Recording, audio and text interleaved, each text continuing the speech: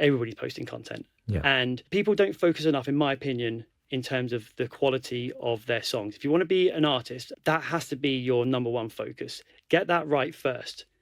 It's proven time and time again that you can be an influencer because there's thousands of influencers, but there's probably only going to be one act a year, if you're lucky, that breaks big as an artist. So you've got better chance of winning the Euro Millions than you have of becoming a hugely successful artist. But I've seen that it's possible if you ask yourself the right questions. I would say that a big thing with my relationship with my bands my artists is that I tend to say I ask them the questions that they don't necessarily think of asking themselves. And then they inspire me with the answer that I don't expect back, which pushes me to ask them another question. What kind of questions do you ask them? Well, it might be, for example, maybe we should do something like this publicity stuff. Maybe we should do something where you go down Oxford Street naked with your guitars in front of yourself, right? And what that will lead to is like, that's a bit rubbish, Fletch, but what about this though? Like, oh my God, that's a brilliant idea. Actually, a better example of an actual real example of this is McBusted. So when we had this bastardized version of Busted and McFly, I think McFly always wanted to be busted. And poor Matt and James, after Charlie had left, were in the wilderness and no one paid any attention to them anymore. But suddenly this idea of having them together as a group, it was amazing. And I'm always back trying to capture the heart of the story. What's the heart of your story here? And the heart of the story for McBusted was this sort of sense of second chance from James when they thought it was all over. In fact, I think James suffered the indignity of having, when he lived in Nashville in the US for a while after Busted, and he had a girlfriend who was a signed artist. I remember James said that there was a photo shoot or recording, and someone from the record company said, no boyfriends allowed. And he's been there the other way, in that situation. And, so he's been the spare.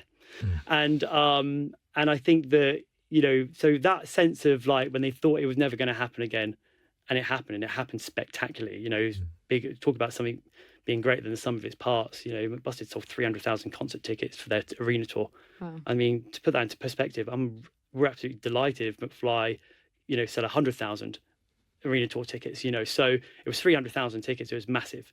But anyway, the point is that when we talk about the sort of the questions I asked, I felt we needed to do something after we announced McBusted at this press conference. I said, we need something. There was a red carpet event. It was a Hunger Games premiere. And I said, look, the problem is with guys, it's hard to get the attention from media on the red carpet. It seems to be easier for girls and women to do it because it's more glamour.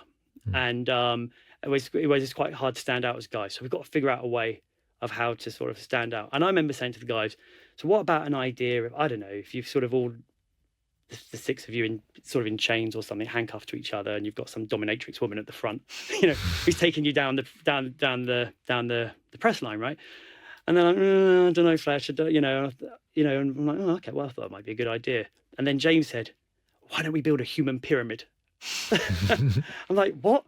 And honestly, I've got footage of the guys in their hotel getting ready for this red carpet event. And this is what I love about guys in these bands. The thing is, what my experience of men is they don't really ever grow up. So they just have to pretend that they have. And so they McBusted epitomized this. You had these six kind of, it seemed like adolescent teenagers, around. And I get caught up in it as well. But anyway, we're in the hotel room and they're literally practicing doing this. It's at the time when Britain's Got Talent's huge and you get these amazing like acrobatic acts. And here you are, the three of them go down on their hands, these two get on top and do that. And then one stands on the top of the other two. And the funny thing is they were figuring out how to make it happen. So where they'd be in front of the press, Matt would have a hat on and he'd knock his hat off to the ground. Oh, just pick your hat up. And then, and suddenly they'd start forming this human pyramid. Anyway, that image went everywhere. And I think that everybody loved the fact that McBusted weren't taking themselves seriously. But that's a kind of, I guess, an example of where I'll sort of suggest something and they'll come back with something better and take ownership of. But probably wouldn't have happened if I hadn't asked the question in the first place. And I think that's why, get on really well with my bands and my artists. I've been managing McFly from the beginning. So, and I've never had a contract, I should say, with them. I've never had a contract with McFly, which can be a bit nerve-wracking at times. Yeah. But the fact is that usually, the times I've been fired in my career, and I've been fired a lot, you don't tend to get fired when things are going well. It tends to be when things aren't going well. And funnily enough, I think that's probably the time they shouldn't fire. Because they need you most, I guess. Probably, yeah, because you're sort of, and I feel that one artist particularly, I felt like in a way he freed me, you know, but anyway, I think the key to sort of making things happen is to sort of have an think creatively. You know, most of the artists we work with, they love movies, and they sort of pick up ideas from movies and like, yeah, we should do this. Why don't we try that? And I'm sort of the enabler in a way. I'm sort of like, because I don't tend to look at reasons why we shouldn't do something. I tend to look at why we should. So I always look at things like that, always glass half full. And yeah, it takes a lot for someone to talk me out of doing something if I can see a positive to it, because it's like, no, we're doing it. I don't care. And I'm excited. And I don't matter if it goes wrong. You know, I get a bit spoiled. And but I think that rubs off on the band, and you take chances, you take risks, and those risks, you learn from experience that the failings, normally I think people are afraid of taking a risk for fear of failure. But when you've failed enough times, as we have as well, you realize actually the failing's not so bad. Actually, it's the fear of it that's worse. You get there, okay, it didn't work out, right, fine, let's go again. And but when you do that enough times, you gain the confidence to keep taking risks.